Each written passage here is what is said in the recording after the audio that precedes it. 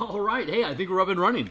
Let me check my signal to make sure that is true, and then we will get to work here. So, just a second here while I check in on my signal. Mic check, mic check. 1, 2, 3. On my signal. Mic check, mic check. Sounds like I sound loud and clear. This is the first episode of the Spelljammer Subclasses supplement that will be bundled with and available on DMsGuild with Spelljammer Combat and Exploration. That is a book that I recently produced and published on DMsGuild. There's a link to it in the description down below. It's basically a deep dive into combat and exploration options using 5e rule, like actual 5e rules, to further explore and to further expand on the mechanics and rules that were provided in Spelljammer's Adventures in Space. So, since we created such a huge stack of new options, it only makes sense that we would also provide new options for character classes. So, we're building a book of 13 different subclasses, one for every class, including the Artificer. There is a link to the document that we're going to be using today in the description down below. Just so folks you know, my name is Phil Kearney. Hey, I create role-playing games, I illustrate them, and I publish them online. And I've been focusing my attention on Dungeons & Dragons 5th edition here, publishing works on the DMsGuild for the past 7 years. I've been a Spelljammer enthusiast since its release. I think it was like back in 1991. Pretty much had Spelljammer integrated into every version of every game that I've ever played ever since. And so we're just going to, now that the DMsGuild exists and 5th edition just came out with the supplement, we can now start building official Spelljammer content to go along with it. So like, subscribe, hit the bell icon to get notifications when I'm live in the future. Here is a link to the Spelljammer Combat and Exploration document. Here's a work in progress, the actual document that we are working on right now. If you were to click into it, it would be a read-only document for you, so you can watch how it's progressing before we get an editor involved to clean it up. My Twitter at Phil Kearney, my Patreon, where I always post playtest content, new stuff that we're building, offer polls, and you have access to rights to do playtesting for content then when we produce it. And then on the About page of that is access to my Discord link, which is free for anyone to use. So let's see how we're going to do this. I think what I want to do is have I want to have D&D Beyond open for easy reference and structuring. And let's see what we got so far. Okay, and oh yeah. And I also want to be sure to have the subclasses, production, ship racing, warforged machines, mega ships, virtual tabletop assets. Let's see. Where is it? Interior pages, vocast, LTA mining, mega. Oh wait, Spelljammer and final document. Here we go. All right, so we're probably going to be referencing things in this book. It's 107 pages. If you want to read along with me, you can find again. Here is the supplement on DMsGuild. There's a 25% discount code here if you want to pick it up. It's all 107 pages are in here. It includes a full conversion guide, full Lattice Zeraxis. If you buy it, you get over 120 different map, ship, NPC, creature, and different obstacle and item assets to be able to run Spelljammer campaigns. So let's see. I'm going to back this down a little bit. We'll bop all of that. So you can check that out if you want to. And I don't need to have Photoshop open for this episode, so we'll drop that out. Okay, great. So let's get to work. 13 subclasses, utilizing the mechanics that we introduced in the Spelljammer Combat and Exploration supplement. Let's see. Let's go to here, and then let's take that and put that here instead. So what have we built so far? We have an Artificer, we have a Barbarian completed, and we have a Bard completed. So leaning into the effects of this, Artificer, the subclass is the Siege Engineer, not to be confused with the Artillerist. I am thinking about going through and making alterations to all the subclasses that already exist to complement what is in the Spelljammer book, and I'll probably put that up on my Patreon when I get around to it. But Siege Engineer spells, your Artificer level, and the bonus spells that you get from it. So we don't have any. Let's go insert flavor text about how Artificer can enhance and infuse siege weapons aboard ships. So everything is being built around the Artificer can create and enhance the effects of siege engines on your ship. So the spells that you get, okay, just for those who aren't aware, the mechanics that we have for combat. Let's zip in here. Let's see, map, scaling, fleet, maintaining crew, squadrons, range, ship melee weapons, and crew ship rolls. There we go. So when you are on a ship or working with NPCs to operate machinery, you can use your own action economy as a siege commander to get the siege crew to attack. Since, like, say, a ballista requires 3 actions to load, aim, and fire a ballista every round of combat. If you have 3 creatures that are operating that ballista, you're guaranteed to be able to fire it once per round. If the creatures that are up, the way that we frame actions as a siege weapon is attacks count as actions. So if you have a 11th level fighter with 3 attacks, they would be able to use all 3 of their attacks to load, aim, and fire a ballista themselves during a round of combat.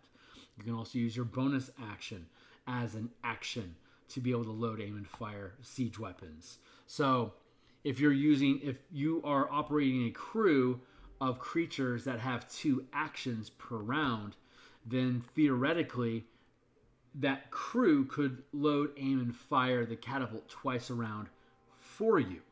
So how do you set the scale? It's however often you can issue commands. So instead of taking action to load, aim, and fire along with the crew, you can instead use an action to issue a command for those NPCs to do so for you. Hey, you've got you 3 guys, you have 2 actions around, right? And they're like, yes, we do, boss. It's like, well, it only takes 3 to fire the siege engine, right? And like, yes, we do, boss. Great, fire it twice this round. Aye, aye, boss. And then they get to work in doing it. So the way that we get around broken action economy like that is to filter NPC actions through commands by the player characters. So give me a second.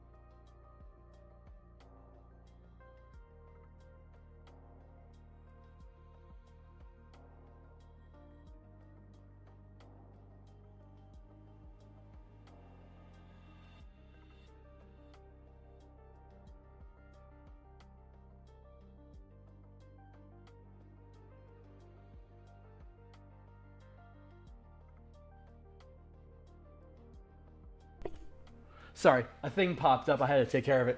Okay, so yeah, that's how action economy works. The siege weapons, they have reload scores. So when you are issuing commands to fire a siege weapon, You use your action economy like an attack action to issue the order. The crew then load, aims, and fires the weapon for you. To determine whether you hit or not, you roll a d20.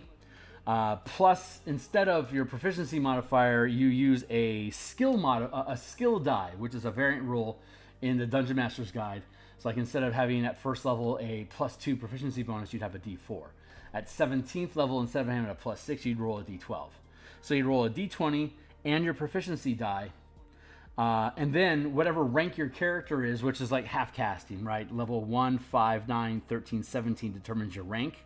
NPCs, if you're having an NPC ship making orders like this, the rank of the creature has a default based on their challenge rating. Higher challenge rating creatures tend to have more and more actions per round, so that corresponds with the increased action economy of, say, a fighter in 5e. So those two correlate to, so you add your rank plus your die type plus your plus the d20 roll, and you could take a feat to replace the rank with your stat. So like a paladin with like an 18 charisma at first level, instead of having a +1 due to rank, you spent a feat, so you'd be able to have +4 for your charisma. Eventually, you'll get up to +5 regardless. So whatever your command stat is, it'll eventually catch up at 17th level. Unless it's like a barbarian or something that you can overclock and get like the 22 or 24. So plan accordingly, and you can always pick up the feat at any time. So at low levels is an expense, a high expense. Assuming that characters are going to be spending a lot of time doing ship combat, it's worth it. So you make your attack roll. It's just like a normal attack roll. If the armor class of the ship that you're targeting, like say it's a metal scorpion ship, the armor class is 18.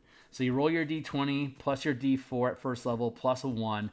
You'll have anywhere from a range of 3 through 25, and you have to hit an armor class 18 to be able to damage it. If you do, you roll the weapon damage like normal for the siege weapon, and in the case of a ballista, it's a d4 times 10 piercing damage.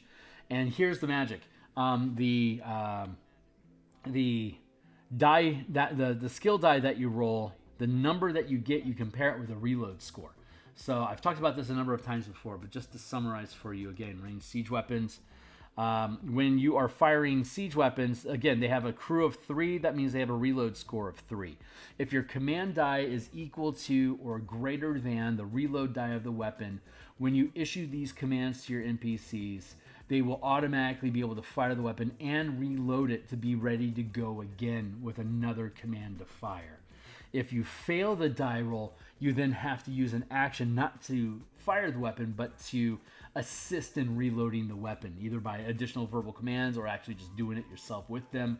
But you don't get to just automatically fire the weapon again. Since you failed the reload die, you have to spend action. You or somebody else on your team has to spend action economy to assist in reloading the weapon so it can get up and running again, because the crew by themselves weren't able to do it fast enough to just immediately fire it again. So you lean in and you help. That's how you're eating up your own action economy during the course of the game. You can enchant siege weapons. You can do, since you're making an attack roll on behalf of the team, you can modify your attack rolls. You can modify the damage and the damage type and the effects of the ammunition that these things are firing. Very similar to how just firing a crossbow would work.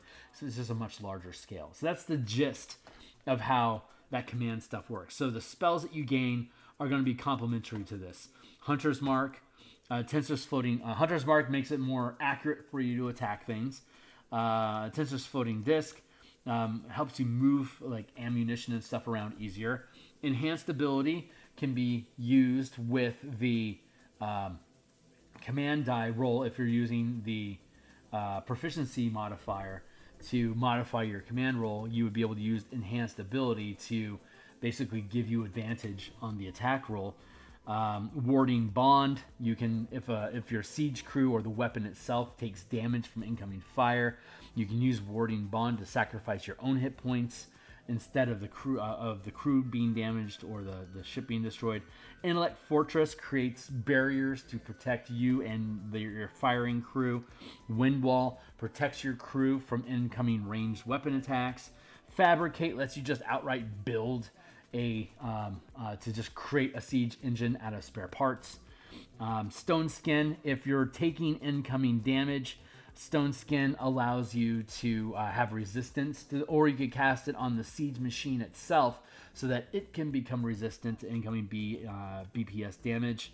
Animate Object, in the rules down here, Animate Object allows the siege machine to become sentient and act as its own siege crew. So you don't actually have to have any crew members. You can just command the siege machine itself to load, aim, and fire itself each round. And then Awaken further embellishes that it becomes permanently awake. It can even become a sidekick. So we'll have sidekick books coming along here at some point. So here's the benefits that the Artificer gets. Siege infusions. You can infuse normally normally infusions are things that you can carry and hold, but this is a subclass that modifies how classes work to complement the combat and exploration mechanics. So siege infusions, you can infuse mounted and siege weapons with a selection of infusions. You could use the enhanced weapons infusion that makes the infused mounted or siege weapon deal magical damage, so it overcomes non-magical BPS. At third level, you gain a +1 to attack bonus, and it deals an extra 10 damage. Again, like for example, Ballista does D4 times 10 damage, so anywhere from 10 to 40 damage. But with this enhancement, when you're firing the Ballista, it can now deal, let's see, attack rolls and deal +1 with mounted weapons, +10 with siege.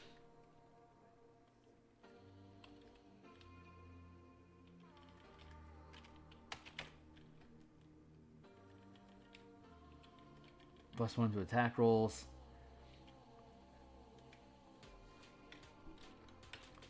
And +1 damage.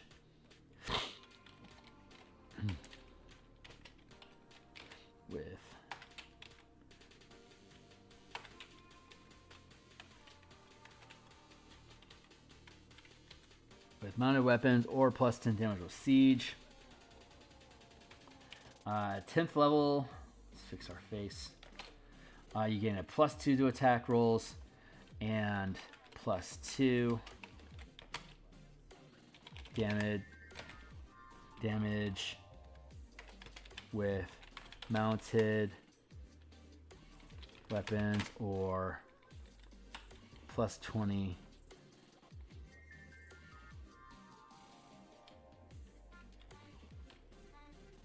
with siege. And otherwise, repeating shot. If you put the repeating shot infusion on your siege machine, let's see, the record of any reduces the reload score of any siege weapon. At 3rd level, you reduce the reload score by 1. At 10th level, you reduce the reload score by 2. Then at 5th level, you get an extra command. It's kind of like extra attack the artillerist gets. I don't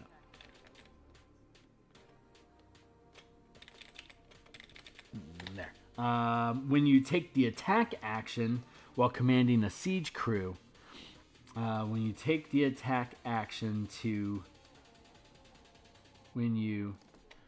use the attack action to command a siege crew, you gain an additional attack that can be used to command the crew to attack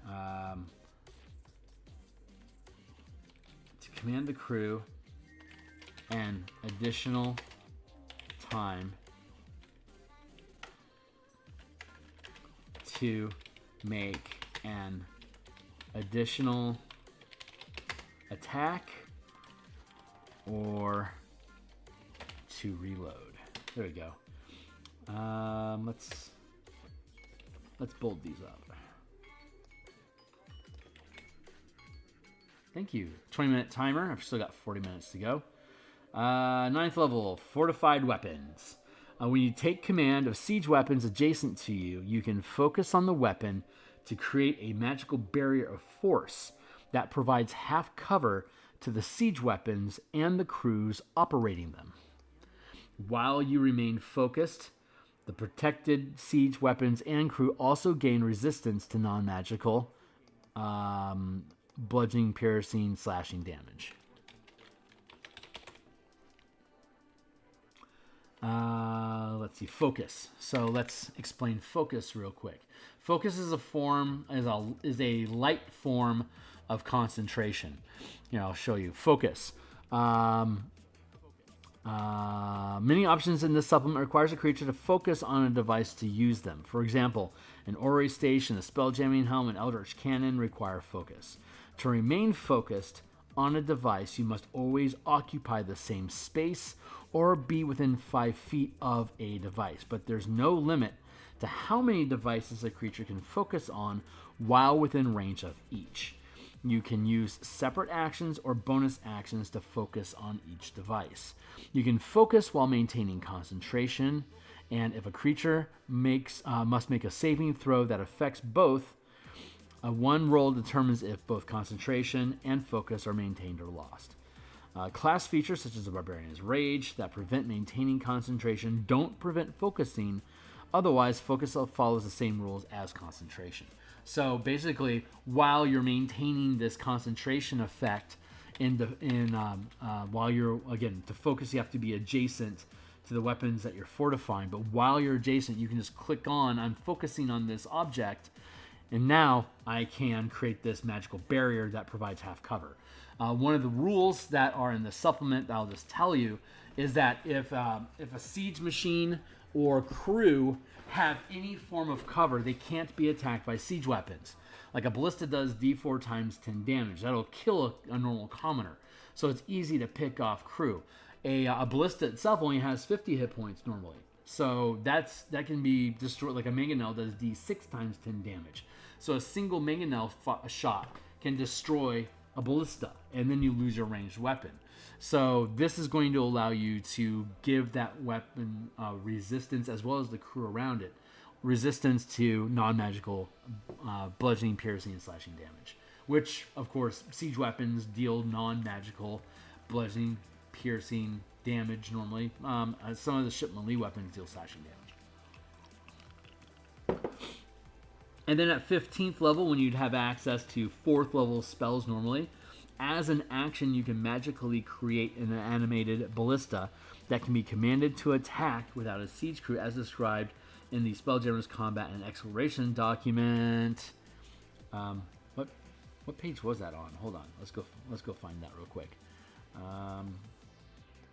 Spellcasting. That is on page. Here we go. That is page 55.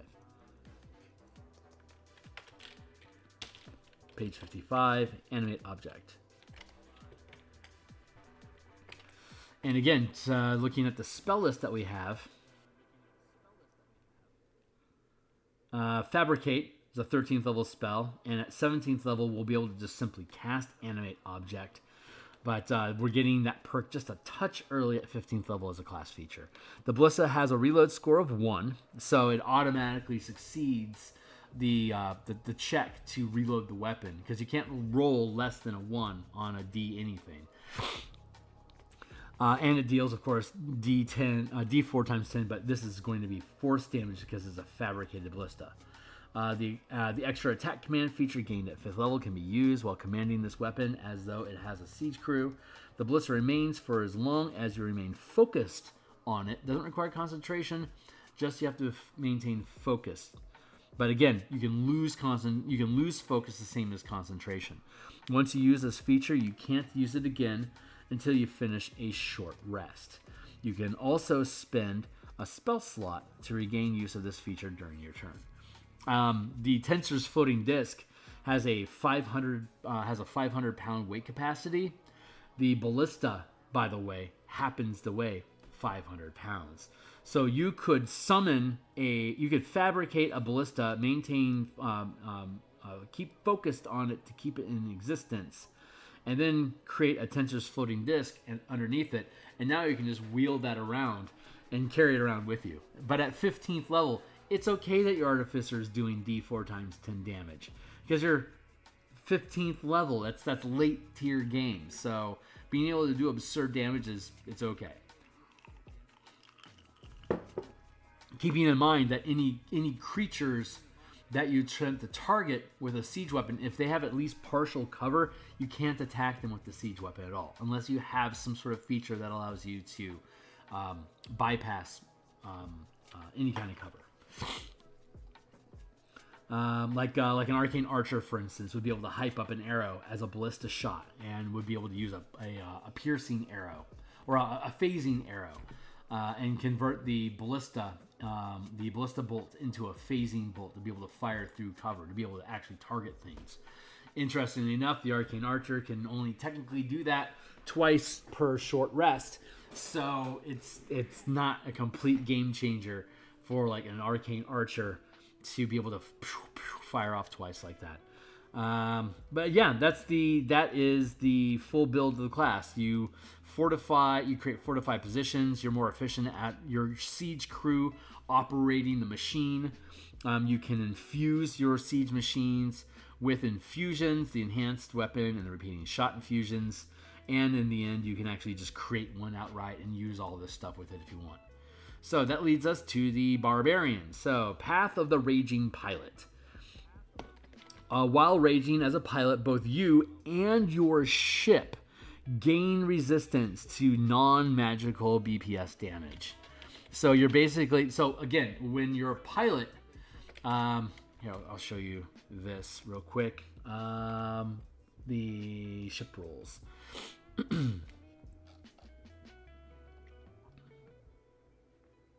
That felt off. Ship rolls. There you go.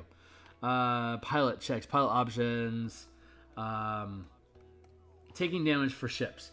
When a ship takes damage, you can choose to use the pilot's hit points to shield the ship from taking some or all the damage dealt to it.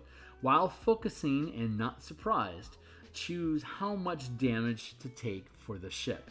Damage taken this way can be reduced by any resistances and other effects such as Warding Bond spell, and can be healed as normal. Taking damage for the ship forces you to make a Constitution saving throw to maintain focus, as detailed in the focus sidebar above, using the ship material modifiers if you prefer. You cannot reduce your hit points below 0 this way. Subtract any remaining damage from the ship's damage reduction score to determine how much damage is taken by the ship. The ship is destroyed at 0 hit points. For example, we use damage reduction. Like a metal ship has damage reduction of 20. A light material like white wood, for instance, or ceramics has a damage reduction of 10, and a composite material or a transition like chitin, bone, or a mixture of like wood and steel would be a composite material which has a damage reduction of 15. So instead of damage thresholds, we use damage reduction. It really makes a difference. So a creature with 65 hit points is piloting a space galleon that has 260 hit points. Also has a damage reduction of 10. If a trebuchet hits the ship for 70 bludgeoning damage, the pilot can choose to take 20 damage, which reduces the pilot's hit points from 65 to 45. The remaining 50 damage is then applied to the space galleon, reduce it by 10 damage reduction, so you then deal 40 damage to the ship. It now has 220 hit points instead of 260. It actually flows pretty quickly once you get into it.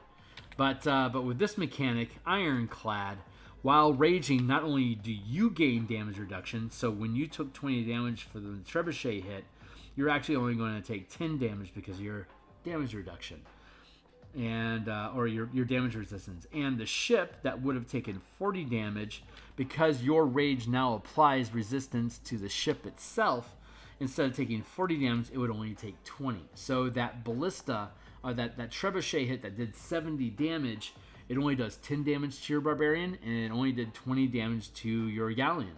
So you can afford to take a number of those. Granted, your enemy is going to probably be able to fire multiple times per round. It wouldn't be surprising if you could take a total of, say, 150, even 200 damage before modification per round, which can then be whittled down to like maybe 20 damage to the barbarian and like 50 damage to the ship. And the ship has 260 hit points. Like, it can weather those hits, and you can then start repairing it using the mending ritual. But the barbarian, again, while you are piloting, while raging as a pilot, both you and your ship, while raging as a pilot, both you and your ship gain resistance to non-magical BPS. There you go. Level 6, Resilient Pilot. If you fail a saving throw as a pilot while you're raging, you can re-roll it. This would apply to a focus check. It would apply to, like, if you're like as the pilot, you become the ship. So when the ship is targeted by an effect, you make the saving throw. The material of the ship may modify what your ability modifier would be, but it's you who are making the roll. So like if you get hit by like a blindness, deafness spell, the ship doesn't go blind, the pilot goes blind. So this would allow you to make that saving throw. While raging, you can re-roll it, and you must use the new roll. You can use this ability only once per rage. And you can rage as a bonus action. You'll eventually have endless rage. So as long as you're willing to burn a bonus action, you can refresh your rage to refresh your resistance. But that's not until like 19th level. Otherwise, you're going to be taxing your rages. Coincidentally, the martial power system that we use, which gives a barbarian a stack of mana to spend on different martial abilities. You spend 2 points, you can regain rage. So that's useful. 10th level, Frenzied Attack. When you take the attack action as a pilot while you're raging, you can make an additional ship melee attack. So the difference between normal, like the siege weapon attacks that I showed earlier, as a pilot, you make a ship melee attack. And now there's no reload score necessary because you are becoming the ship. So the attacks, the melee attacks that your ship makes are your own. And there are a ton of different types of melee weapons that ships can attack with. All the rams, like the hammerhead's bludgeoning ram, the piercing ram of the squid ship. This is a piercing siege weapon, ship siege melee weapon. This is a ship siege melee weapon. Tentacles are melee attacks. All these legs on these insect type ships, the spider, the wasp, the scorpion, the damselfly. These are all considered piercing ram attacks as well. They're just smaller.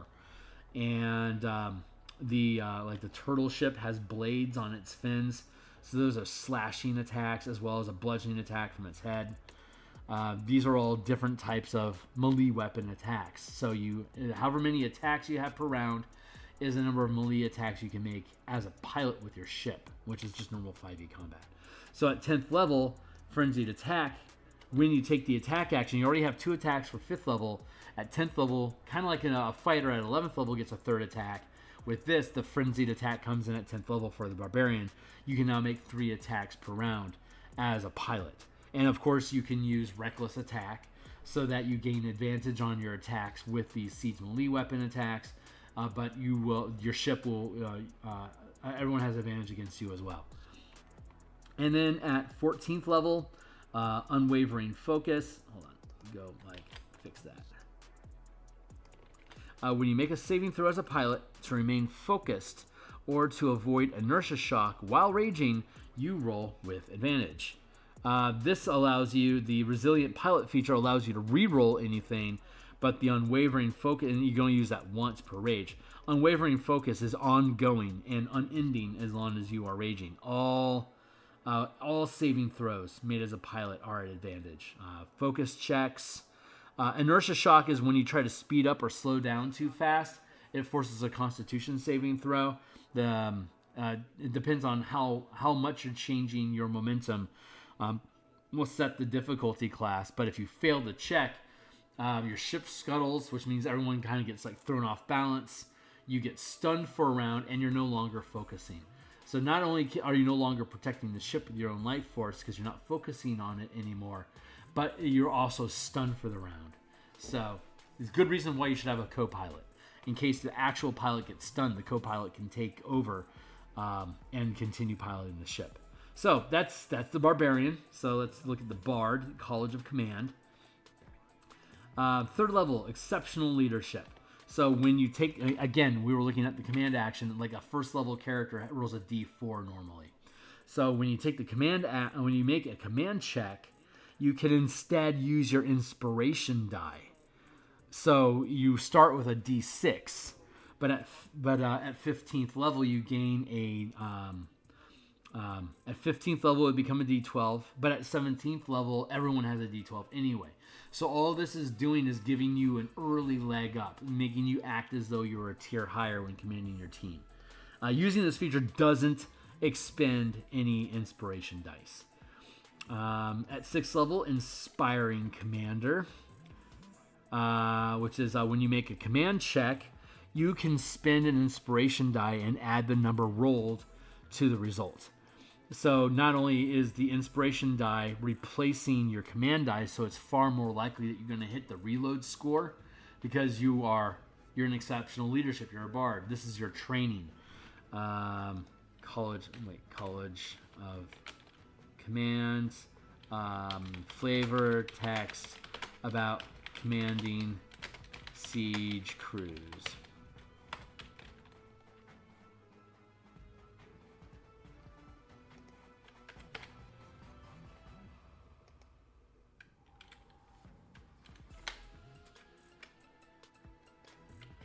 There. And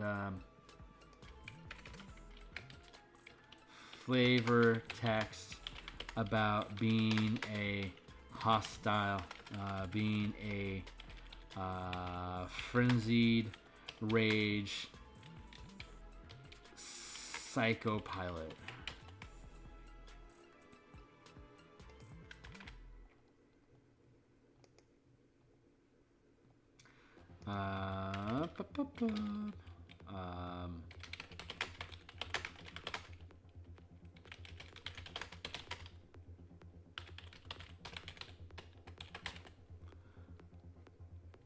Oh, that's right. Inspiring Commander. When you make a command check, you can't. Okay, normally a bard has to use a bonus action to grant an inspiration die to an ally that can spend it whenever.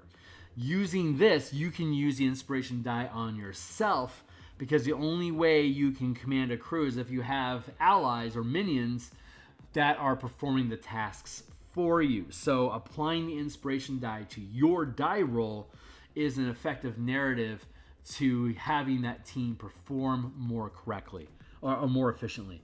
When you make a command check, you can spend an inspiration die and add the number rolled to the result.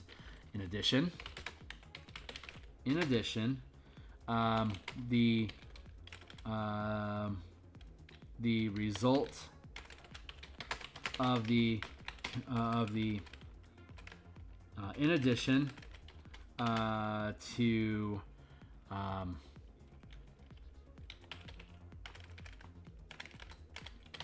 the reload score of the siege weapon is compared to the result of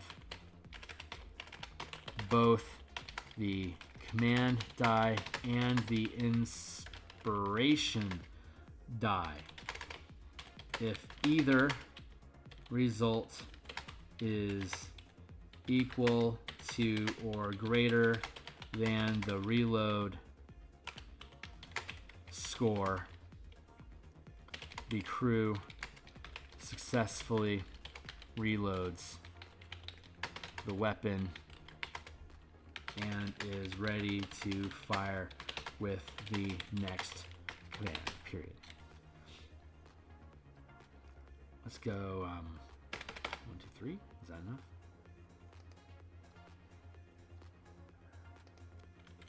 One, two. There you go. Spacing.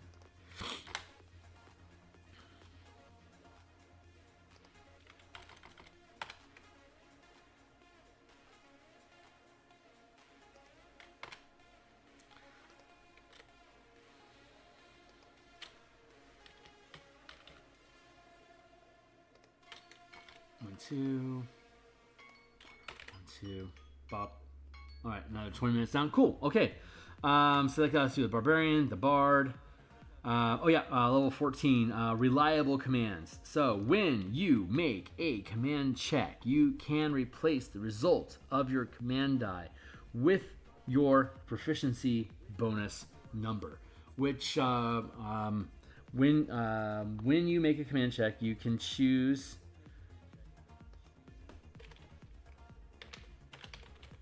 to replace the results of your command die with your proficiency bonus number.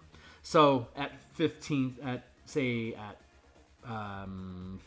level, at 17th level, you have a +6 to your proficiency bonus.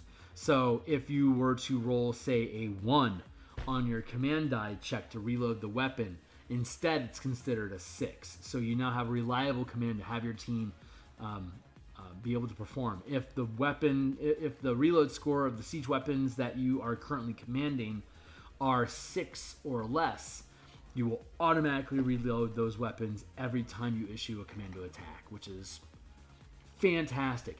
You can combine characters. You could have like a fighter and this bard working together to command like 3 or 4 siege machines.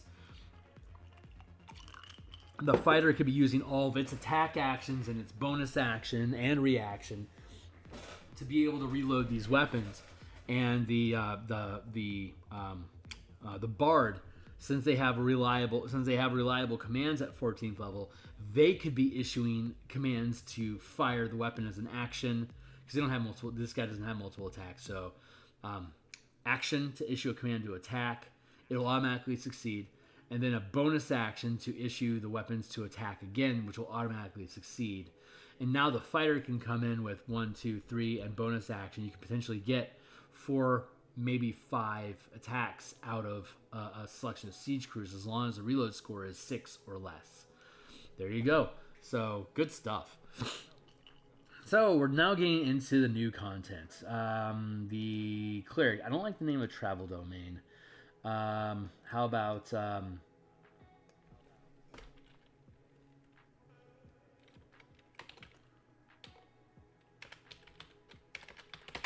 Sojourn? Let's go with Sojourn.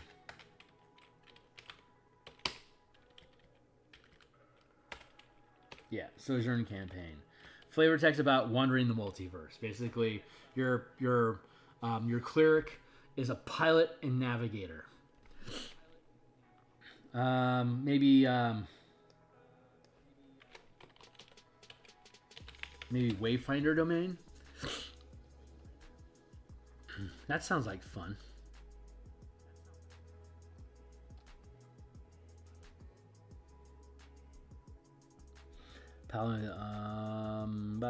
Yeah, Wayfinder's a good title.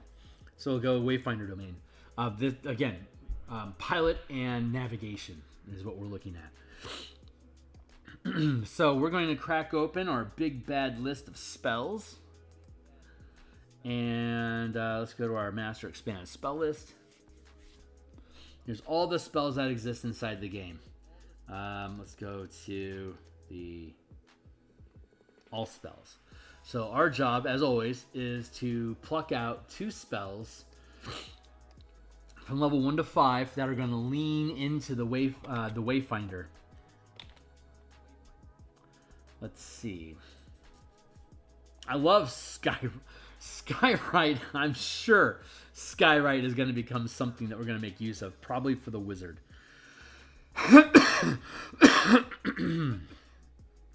Wayfinder, huh? Okay, let's go all the way to number 1. What can we find that says Wayfinder? I'm navigating, I'm piloting, I'm trying to find a way. Let's see what comes up.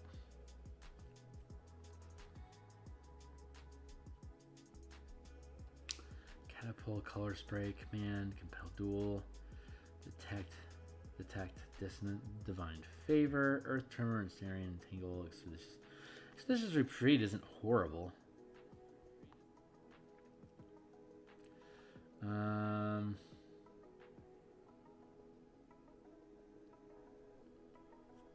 Long Strider might be better.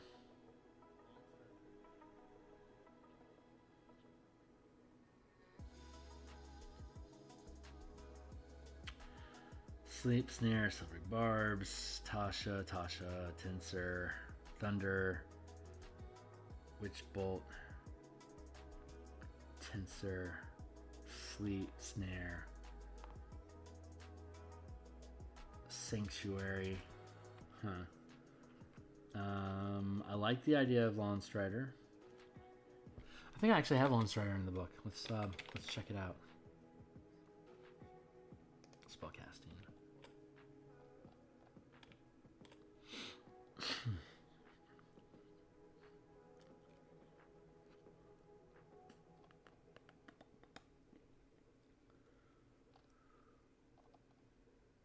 Lawn Strider.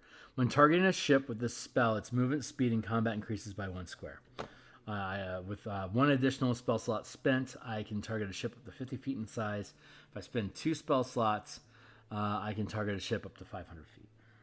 Sanctuary. When targeting a ship with this spell, the pilot can use the disengage action as part of the interaction to move the ship during its turn.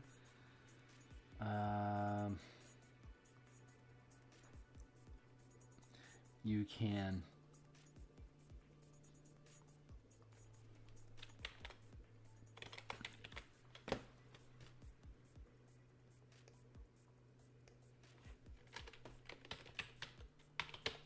just gonna go journey instead. Journey domain.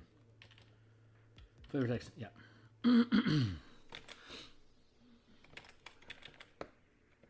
So Lawn Strider feels fun.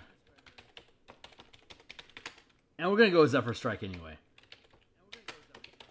That's actually really crazy fun. And then second level spells. Double checking real quick just to make sure that is the right course of action.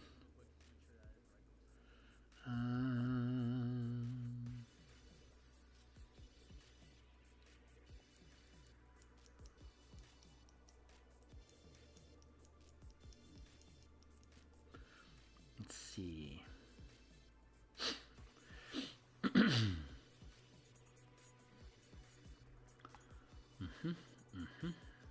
I think that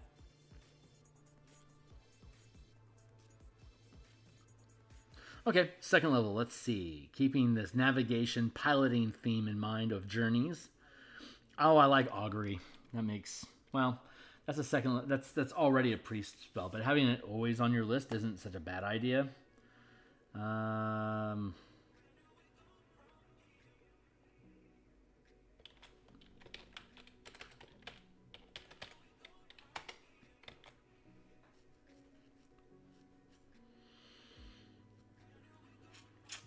Dust Devil, Earthbind, Enhanced Ability. Enhanced Ability isn't bad.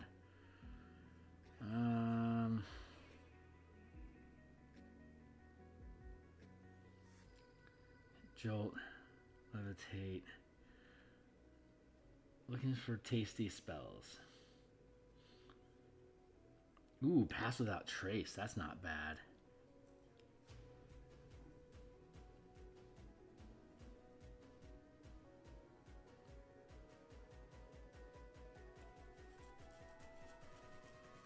I think that's the one. Whew. Yeah, that's a pretty good one.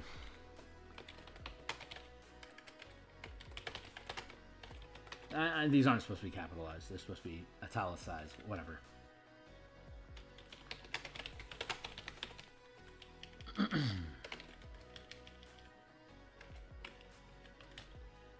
Agree. Journey, Wayfinder.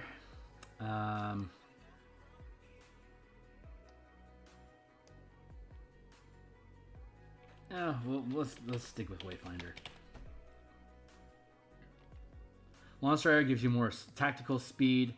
Zephyr Strike allows you to disengage and slip through snares and battle and opportunity attacks from ships. Augury helps you figure out if you're going the right direction.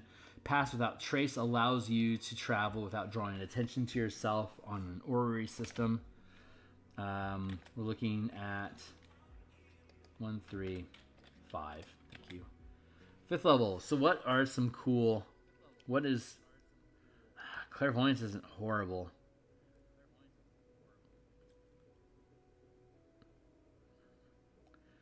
Haste. Liam's Tiny Hut. That's not horrible.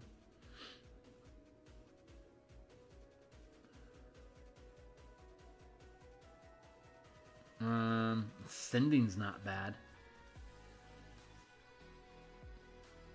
Let's do that. Liam's Tiny Hut and Sending. Lehman should be capitalized. 4th level. Let's double check here real quick just to make sure. Yeah, I think that was a good pick. Let's see. 4th level. What are we thinking? Arcane Eye isn't horrible.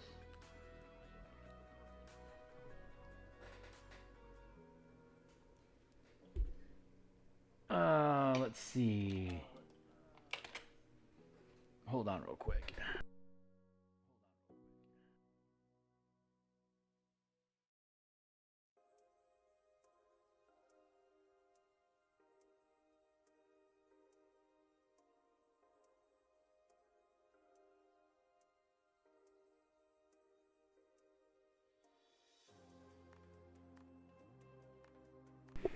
Okay, great. Let's see.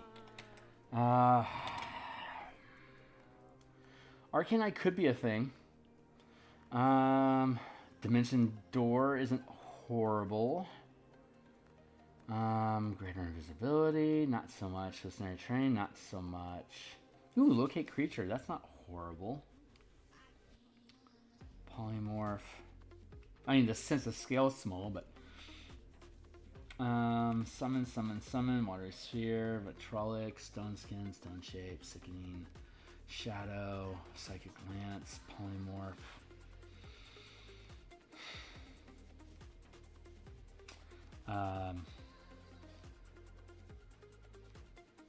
Maybe. Ooh, Freedom of Movement's not bad.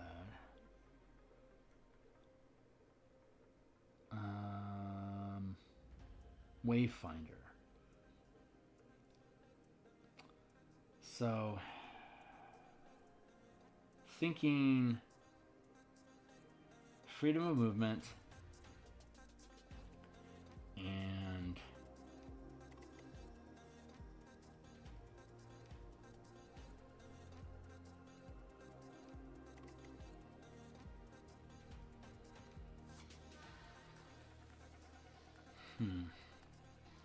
fabricate, dominate, death, war, dimension door, and freedom of movement.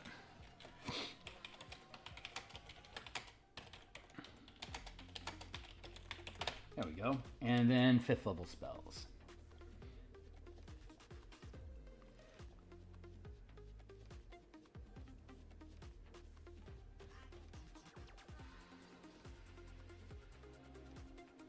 Transmuted, teleportation, circle. Skill empowerment isn't horrible. Scrying is pretty good.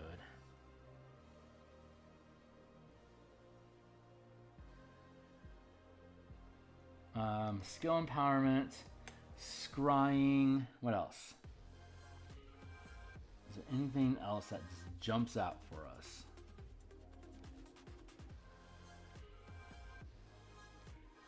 Creation, contagion, contact other plane. Nah. Yeah, there we go. So that is going to be scrying and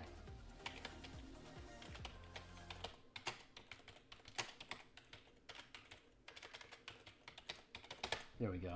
Now I'm going to go to the cleric list and see how many of these spells are actually on the cleric spell list. So Lawn Strider, Zephyr Strike. I don't think either one of these are.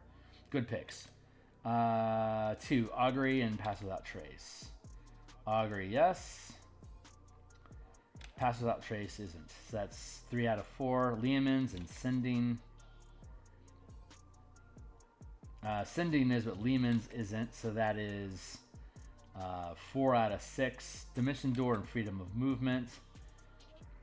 That is 5 out of... No. 1, 2, 3, 4, 5 out of 8. And then Scrying should be on here, but not Skill Empowerment. Yeah, Scrying, but not Skill Empowerment. So, 1, 2, 3, 4, 5, 6. So 6 out of 10 spells aren't on the cleric list at all. That's good. That's good access being opened up. So now let's go to the... How much time do I have left? I am almost out of time. I still got 4 minutes. So let's go to the cleric format.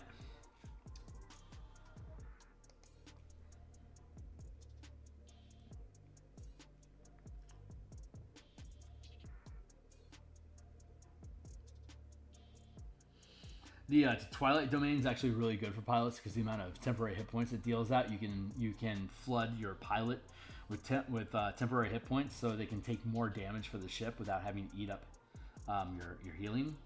But I'm just going to grab just a random domain. So we have our spells that we figured out. Cleric level spells. There you go. Arcane Initiate. When you choose this domain at first level, you gain proficiency. Channel Divinity. What is Channel Divinity? That's a good thing. Second level, Channel Divinity.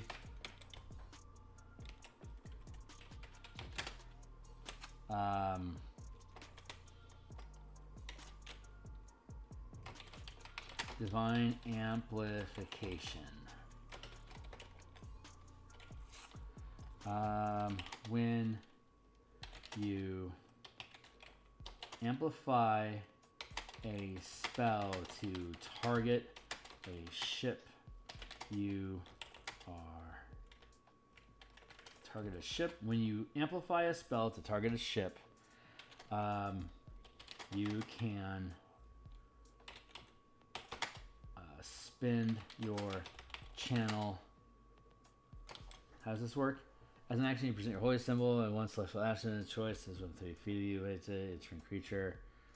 You can use your channel divinity to observe. Blah, blah, blah. After reach level, when your character fails its saving throw against your arcane smite, arcane banishment. We'll go with when you amplify a spell to target a ship, you can spend.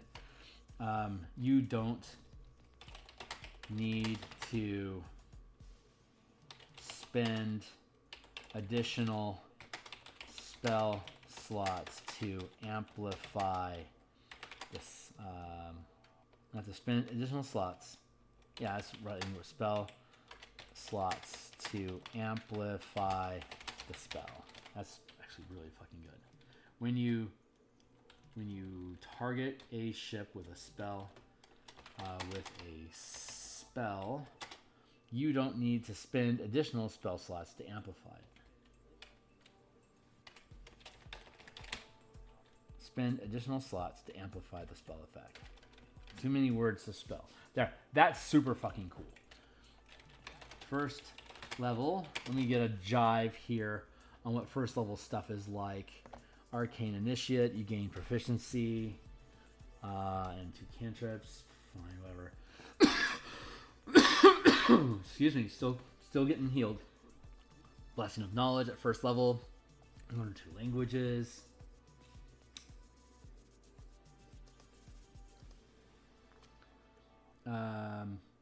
Reaper at first level cleric learns a necromancy cantrip.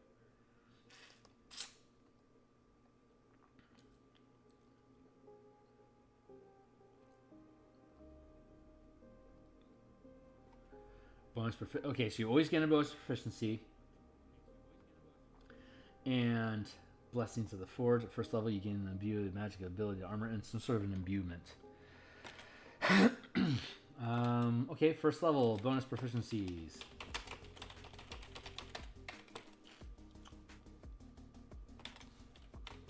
When you gain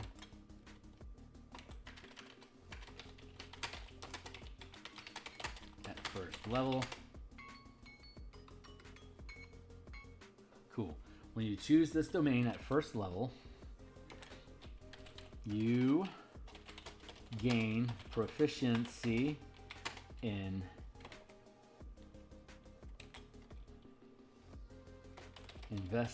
the investigation and insight.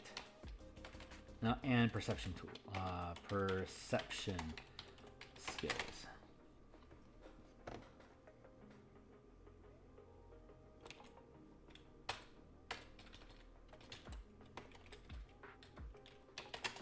First level. Magic and armor. Light domain. Warding flame at first level. You interpose light between yourself and attacking enemy when you are attacked by a creature within 30 feet.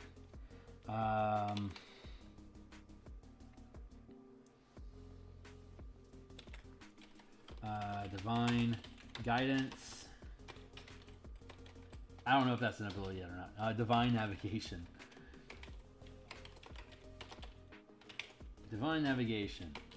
When you make an ability check to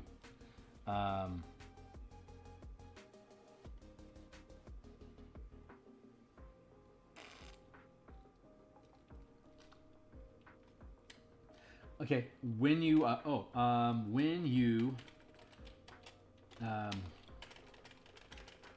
while traveling the astral sea, when you roll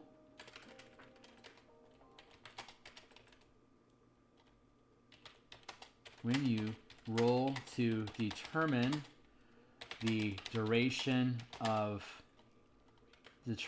how long it takes to arrive at your destination.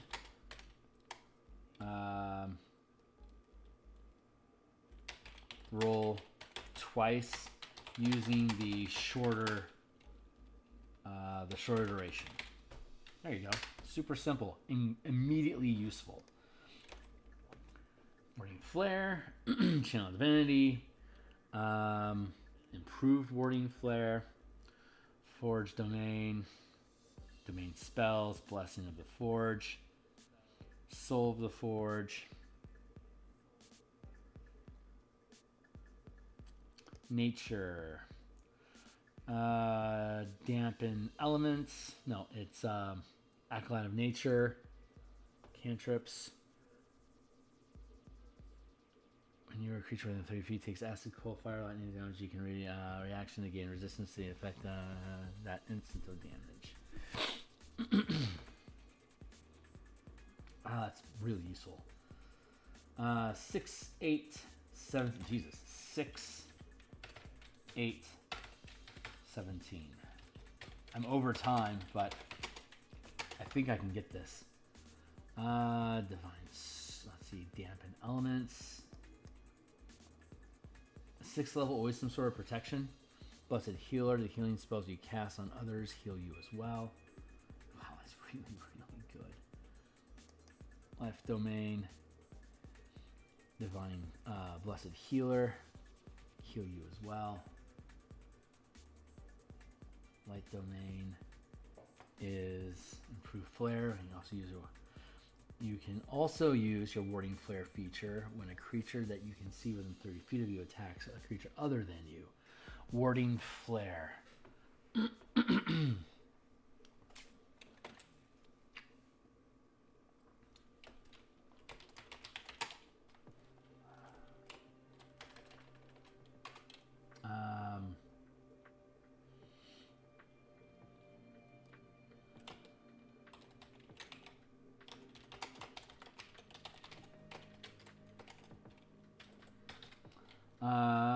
Sixth level.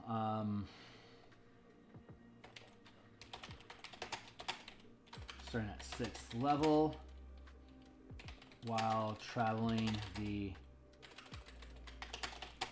astral sea, you have You are considered to have 1 degree to be. You are considered to be 1 more degree familiar with your. You are considered to be more familiar with the destination than you truly are. When rolling to determine the duration of a journey, you are 1 category. You are considered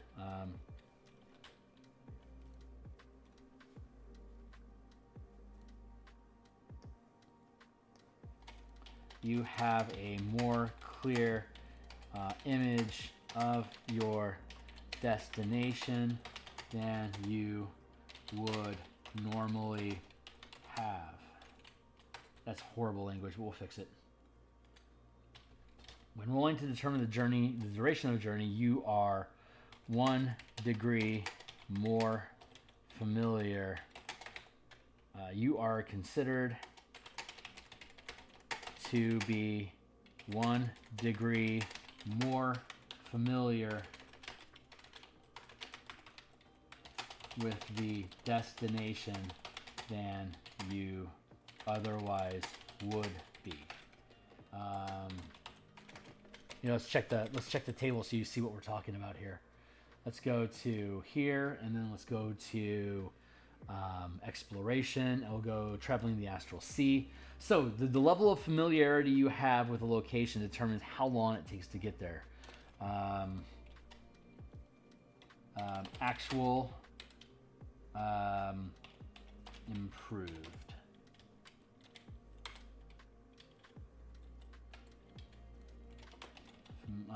Description becomes viewed once.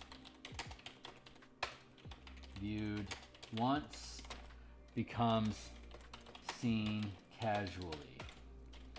Seen casually becomes very familiar. There you go.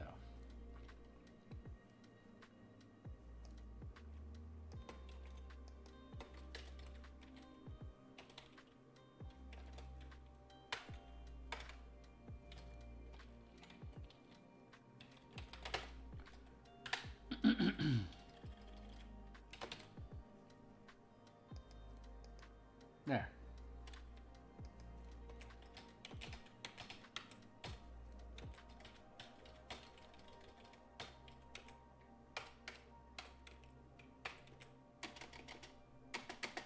That feels about right. So, the amount of familiarity you have with a destination determines how many days it would take to get there.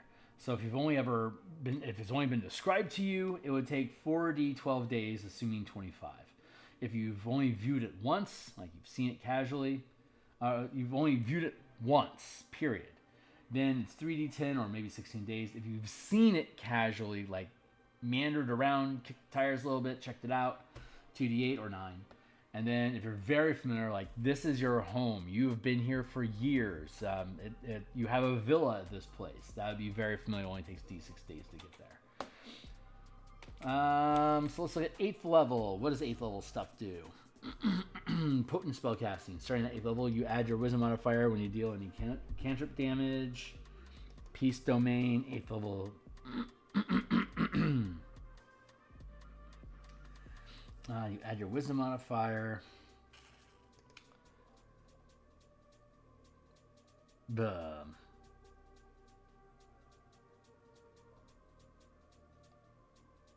You gain the ability to infuse your weapon strikes with divine energy, trickery. You gain the ability to infuse your weapons with poison. Order domain.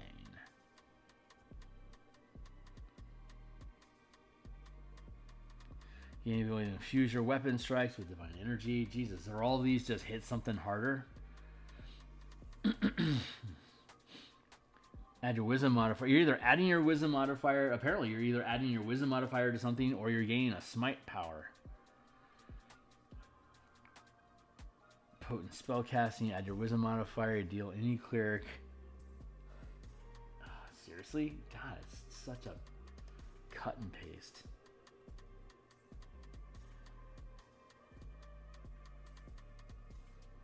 Wisdom modifier again?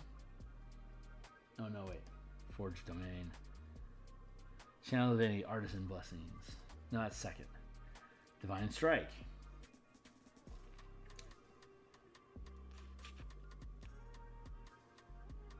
Divine Strike.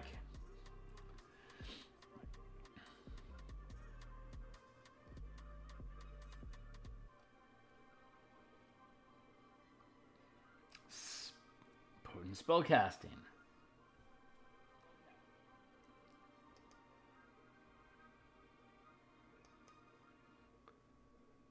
I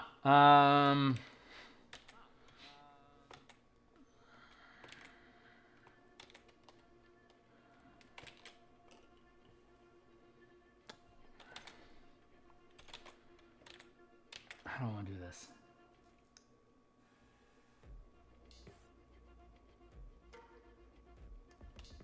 In the perception skill, and you learn the mending and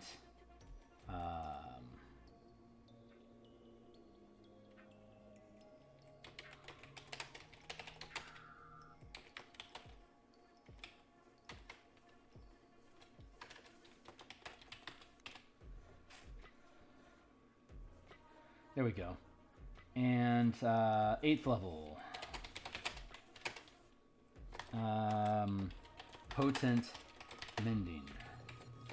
When you use the mending cantrip to repair a ship, you can add your wisdom modifier to the amount of hit points repaired. That's useful. And works within the scaffold. 17th level. This will be useful. Arcane Mastery at 17th level. Choose 4 spells from the wizard list. 1 from each of the following levels: 6th, 7th, 8th. Let's keep checking this stuff out. What else can we do? At 17th level, your blessed affinity with fire becomes more powerful while wearing armor, resistant. Grave Domain. I have an idea. I just want to make sure it's within scale. Healer of Souls. While starting at 17th level, you can seize a trace of vitality from a parting soul and use it to heal the living. When an enemy you see dies, get hit points.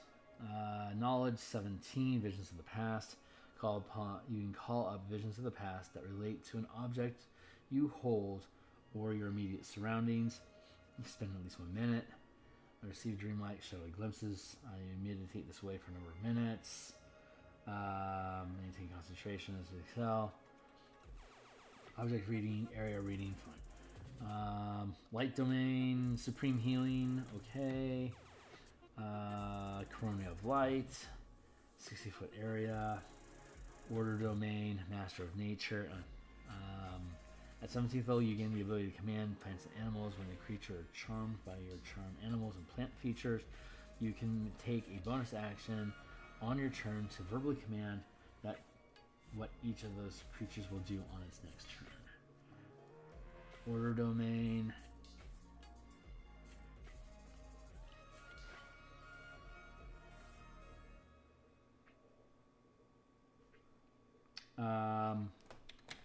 Let's do this. 17th level.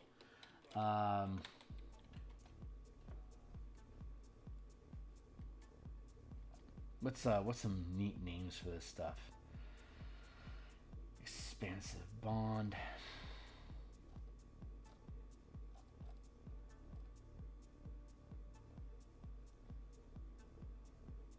Stormborn.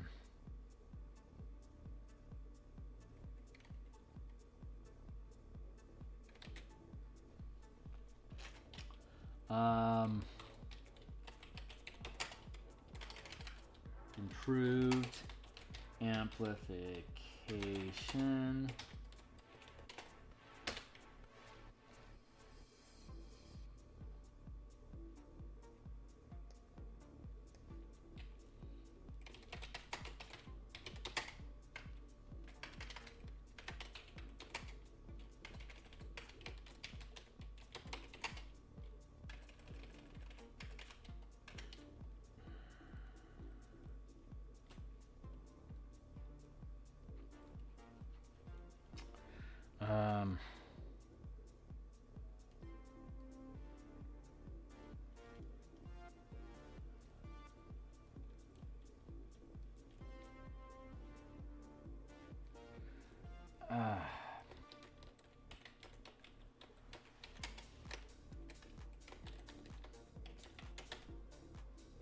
Sure, Wall Space Traveler Domain. Let's do that.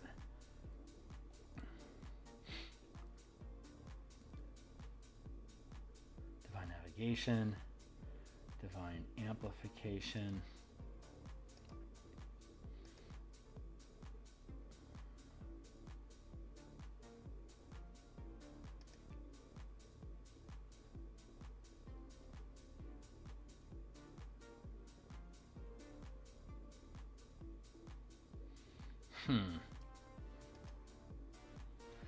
The improved amplification was going to be select a spell on your list from 1st to 5th level. You no longer have to pay the amplification cost when targeting a ship. You no longer have to pay additional spell slots when amplifying a spell to target a ship. You can change this spell. You can change the chosen spell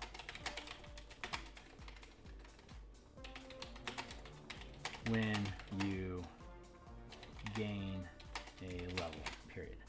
I think there's some mixed messaging going on inside of here. Like this amplification stuff, that honestly makes a lot of sense for the sorcerer, and maybe not so much for the cleric. So divine navigation, I like. The mending cantrip doesn't quite feel on flavor. But I love the idea of being able to do potent mending, of adding your wisdom modifier when you're mending a ship.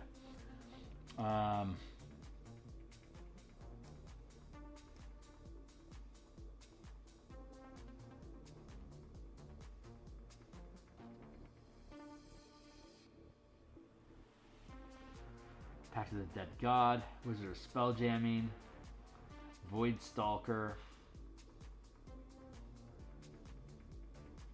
Way of the Living Ship, Oath of the Astral Voyager,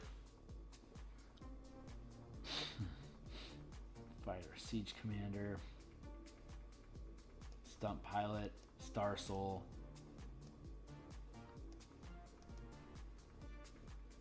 Pact of the Dead Gods.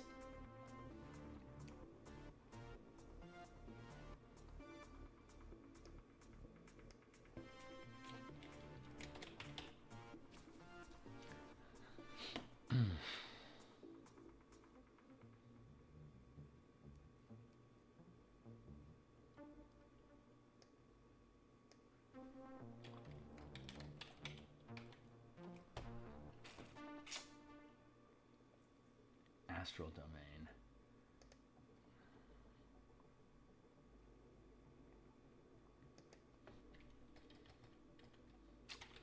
Domain. Maybe Astral Gate instead.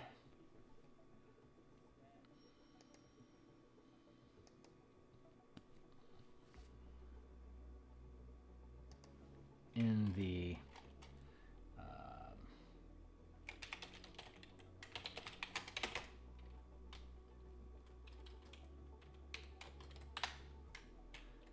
skills, divine navigation still makes sense. Divine Amplification. When you target a ship with a spell. That's such appropriate flavor, but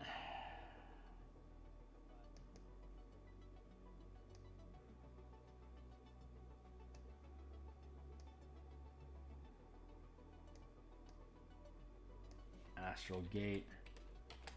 Yeah, this should be Astral Gate instead of Improved Amplification. And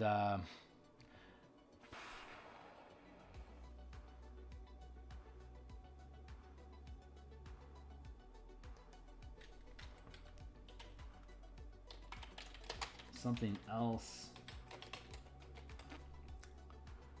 This is good, this is good, this is good. Something else. I'm gonna have to ruminate on this. So when we come back, well, hey, I'm gonna be back tomorrow morning. We're gonna continue working on Eberron, and then I'll be back tomorrow night, and we're gonna continue working on Spelljammer stuff, possibly Warforged Machines. Otherwise, it'll be Vocath Battlecrab. I'm not sure which we're gonna work on. We'll see. Whatever suits my mood. And then on Friday we'll be back doing more Eberron, and then Saturday I think we're gonna have a late start. I think I've got a 2-hour block that I'm doing some Eberron Adventure conferencing with my editor, and but I suspect after that, that'd be by I think like from 11 to 1. I'll probably work on more Spelljammer stuff, probably more of this, maybe more martial powers. I'm not sure, but we'll be back on Saturday as well. So anyway, that's it for now, guys. If you think this stuff is cool, consider picking up the book for this stuff. And check the stuff out, and catch me on Patreon or my Discord channel, or drop me a like down here. Hey, see you guys later.